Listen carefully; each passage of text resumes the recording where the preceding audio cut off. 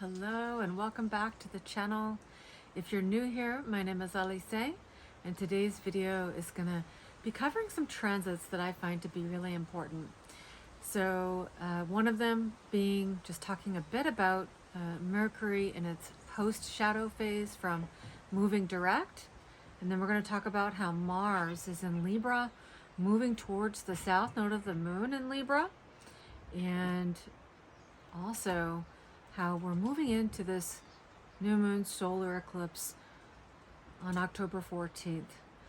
And so we're just going to talk a little bit about the eclipse, not a lot because I'll do a separate video about that, but I just want to talk about the energies that are happening now that I find to be important as we're moving towards eclipse season.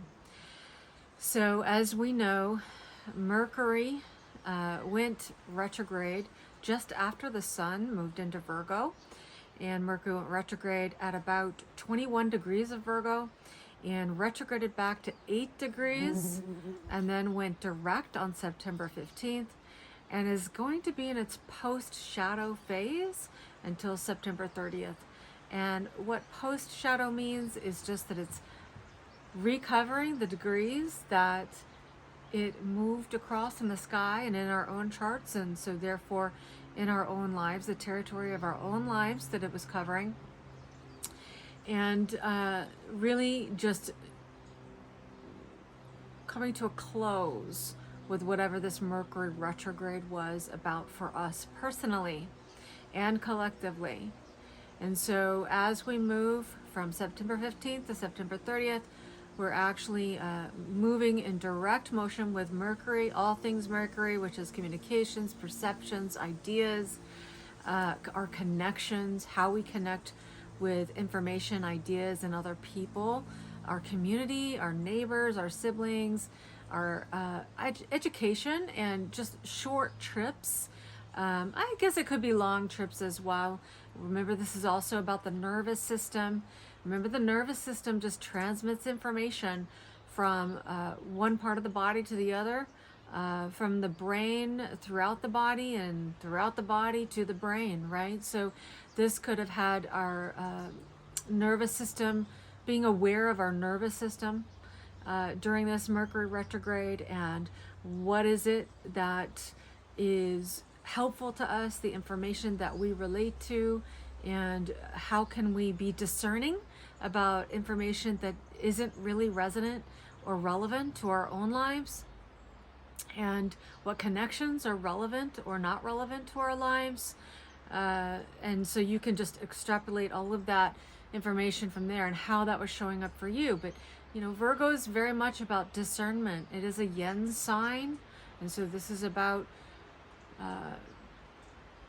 really meditating on the information we have, reading between the lines, likely having some aha moments in regards to information that has been occurring since its direct motion, right? And then retrograde motion, and now in its post-shadow, really resolving any of these things that we've been thinking about, pondering about, considering. And it's interesting because remember that then the sun's gonna move into Libra. It's gonna be eclipse season. We have Mars in Libra. So as I'm making the video today on September 19th, Mars is at 15 degrees of Libra. And so it's moving closer to this south node of the moon in Libra, which is at 25 degrees. And so on October 4th, we are going to be out of post-shadow of Mercury direct, and Mercury will then move into Libra. When does Mercury move into Libra? Let me tell you. I think that's going to be really helpful to our eclipse season. So Mercury moves into Libra on September 5th. So yeah, it's pretty interesting. Let me just make sure. Yeah, September 5th, September 6th. So on October 4th, Mars moves over the south node of the moon, 25 degrees of Libra, and then just a couple days after, Mercury moves into Libra, which is really helpful because we're going to want to be really noticing the information that we're getting in regards to our own Libran consciousness and our own Venusian energies. And so what's also interesting is that as Mars is moving over that south node and Mercury is moving into Libra. On October 4th, we have Venus, which is now direct, and it's forming a yod once again for the third time with Pluto retrograde in Capricorn and Neptune retrograde in Pisces. And what is a yod? What is a yod? Sometimes it's called a yod, sometimes a yod. I like to say yod. So a yod is a interesting aspect between three planets. We have two planets that are sextile to each other. The sextile usually implies a pretty nice flow of energy. It's an easy energy. It's almost like it's a nice flow, but you can almost kind of like not even recognize it, especially when it's outer planets forming the sextile. But it's nice. They communicate well together in our consciousness. And so this is Pluto, an outer planet, and Neptune, an outer planet.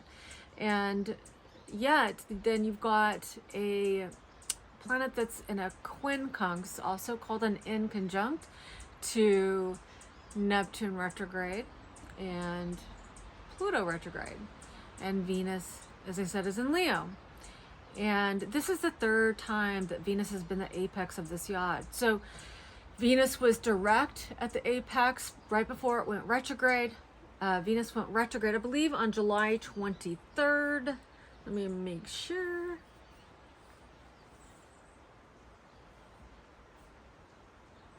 Yeah.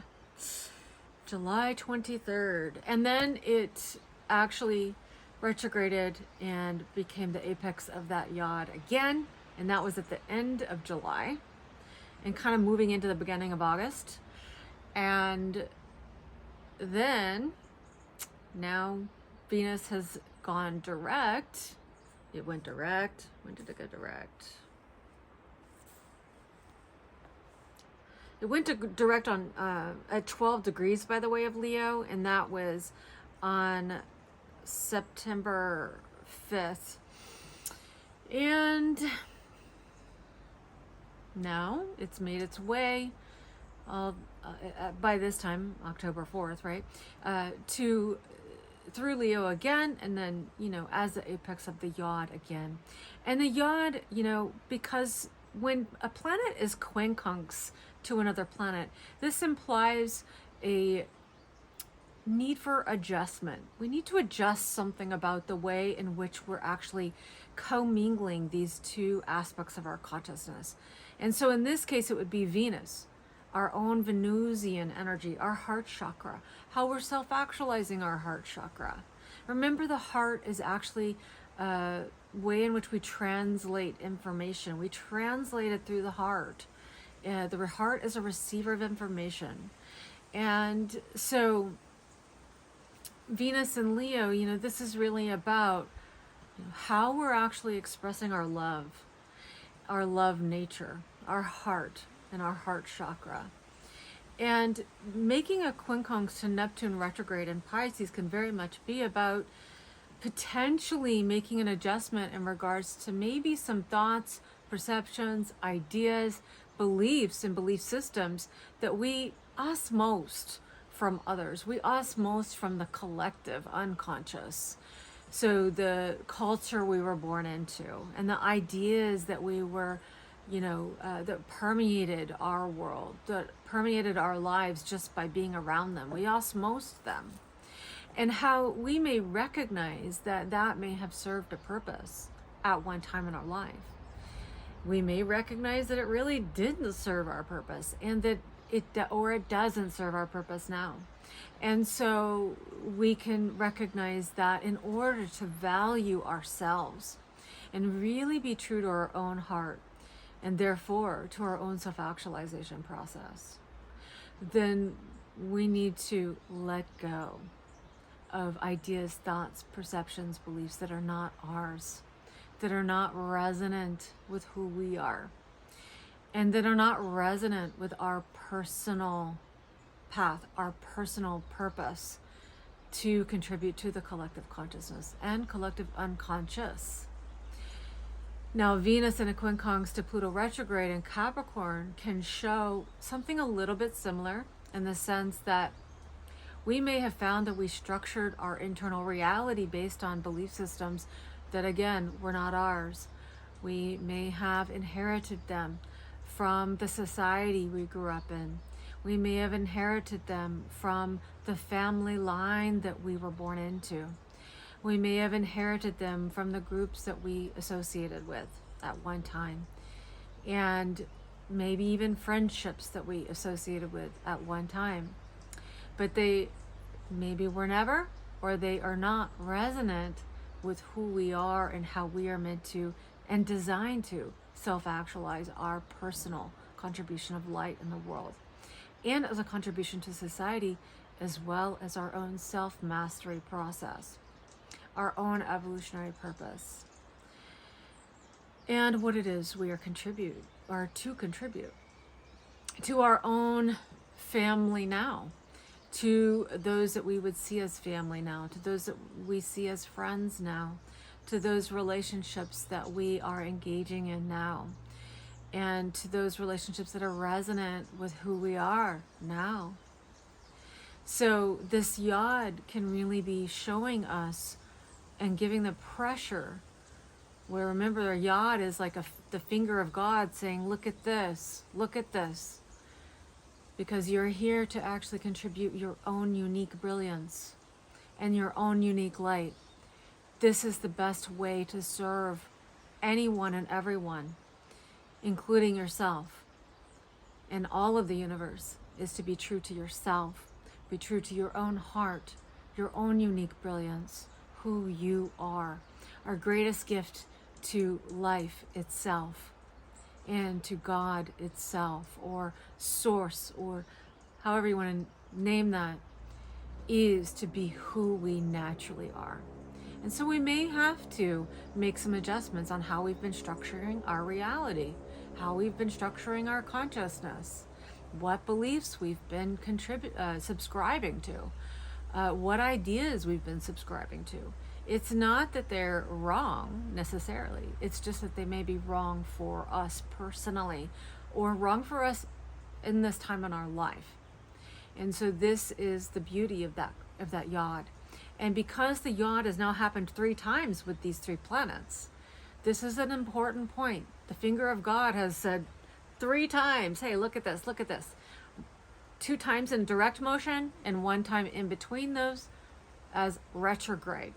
So this is really about really tapping into our own heart and our own love nature, and recognizing what supports it, so that we can contribute our own natural brilliance and be giving of our own natural light. So interestingly, Venus's counterpart, I would say, is Mars, right? And Mars is coming to the South Node in Libra. And so this can really be accentuating how we've been relating to others and, quote unquote, the outside world, and how others may be reflecting to us what is resonant and what is not resonant. So remember that Libra is the power of attraction and repulsion. And so if we've had experiences that have been repulsing, or we feel repulsed in some way, this is something that's asking to leave our lives, or something that is just not for us currently, and needs to leave our lives, so that what is coming into our life has space to come in. It's got to be magnetic, right? It's got to be resonant, relevant to the themes that we're personally working with in our own natal chart, our own consciousness, our own psychological development. And so even things that we are repulsed by, it doesn't mean there's anything inherently wrong. It just may mean that there is the higher mind is stepping in and saying, nope, not this direction, but go this direction. No, not this direction now. Go this direction now. Timing is everything, right? And so it can just also be about timing. And because remember that Pluto is still retrograde in Capricorn, and Pluto's going to move into Aquarius. it's asking us to really do any residual cleanup that we need to do internally so that we can be available to what is desiring to come into our lives and what we desire to come into our lives in this new world that we're building for ourselves. And so Mars coming to this south node of the moon in Libra can really be activating the nodes right before we have the eclipse, right? And remember, it's a new moon eclipse in Aries, which Mars is the planetary guide to. So before this eclipse on October 14th, which is going to be at 21 degrees in Libra, you can see where that is in your chart. If you don't have your chart drawn, you can get a free chart on astro.com. What house is this happening in? This is important because that's the aspect of life. You're going to vividly see it, right? So, you know, the fact that Mars is contacting the south node before the new moon eclipse with Venus direct in Leo, and then making that yod to Neptune retrograde and Pluto retrograde.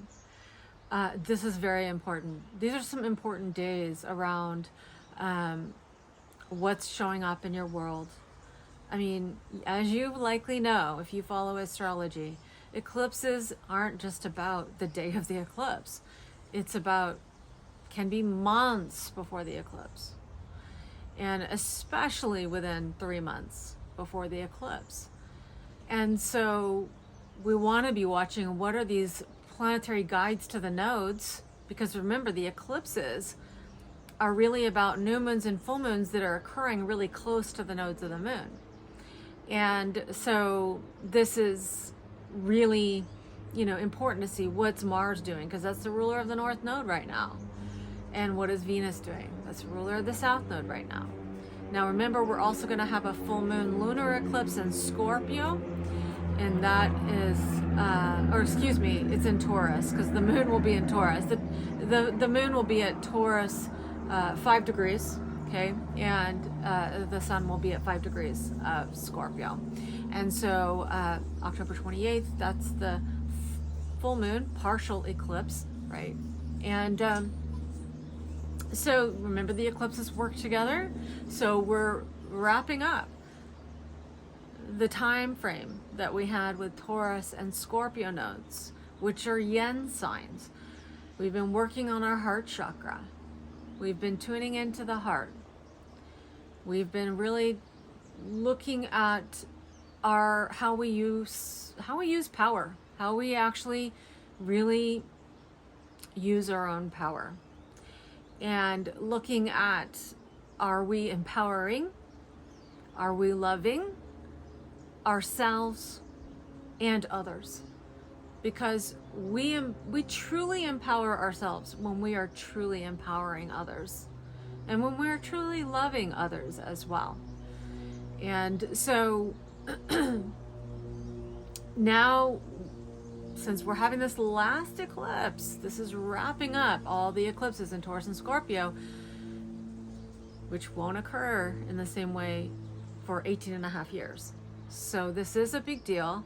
It's important what the work we're doing, and it will shape and bring form in the next 18 and a half years what we've been doing through the nodes being in Taurus and Scorpio.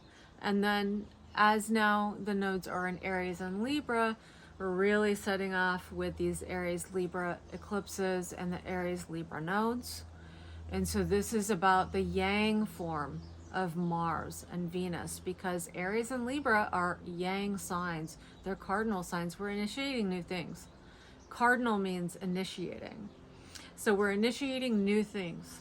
We're seeding new things in our lives. We're seeding a new reality in our lives. And remember that Pluto is retrograde in Capricorn. It's been squaring the nodes. So there's been pressure around, how are we relating to ourselves first and foremost? How are we acting on our own behalf first and foremost?